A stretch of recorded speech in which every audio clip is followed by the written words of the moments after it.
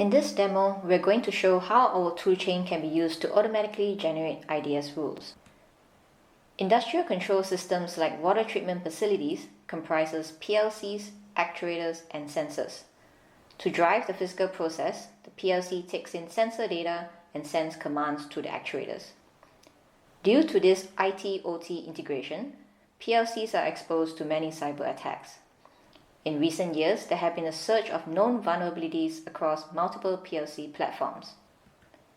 We propose a toolchain that can automatically generate IDS rules using PLC code. There are many benefits of our toolchain. For example, we can achieve high accuracy while eliminating human errors. It allows for fast deployment with low overhead, and it reduces maintenance and labor costs. The toolchain design consists of two main components, the PLC parser and the IDS rules generator. The PLC parser uses open source tools and customized in-house programs to model the PLC code as a simple state transition table. Then the IDS rules generator takes in the state transition table and generates a Zeek script with rules that are able to detect insertion, modification, deletion, and delay attacks. We package these components into a web user interface using an open source tool called Script Server, which allows us to run each step of the component at the click of a button. Finally, we deploy the Zeek script onto the Zeek IDS.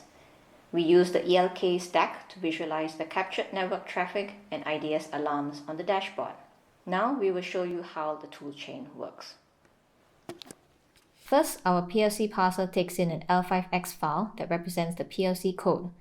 As you can see, it is a complex XML type file which contains the PLC code as well as configuration information. In the first step, we pass this file into a more common language for symbolic execution. We take in the L5X file and convert it into a structured text format. Then the structured text format is converted directly into C code. When I execute this, the C file is generated. This POUS.c file represents the PLC logic, and the POUS.h file contains the definitions of all the data structures inside the .c file. If we take a look at the POUS.c file, we can see that the PLC code is more understandable and it is in a standard format to be used by the symbolic execution engine. Once instrumentation is done, we can now run the symbolic execution engine, which is CLE. That will produce a decision tree. Now we take in the results from CLE and generate a transition table. Let's take a look at the output table. The output column on the right here represents the expected actuator command, which determines whether the valve should close or open. That output is dependent on the internal variable values and the values of certain received commands. Finally, we generate IDS rules based on the generated state transition table. These rules check whether the received actuator commands match the expected actuator commands. The resultant IDS rules can then be integrated into the Zeek IDS.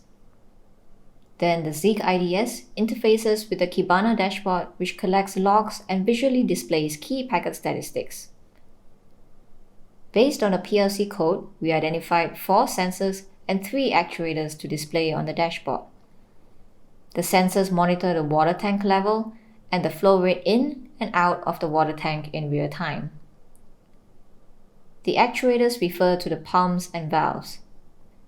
If the sensor readings are maliciously modified, or if the pump or valve is maliciously opened or closed, the Zeek IDS preloaded with our auto-generated IDS rules will send alarms to the dashboard to provide early warnings to the operators.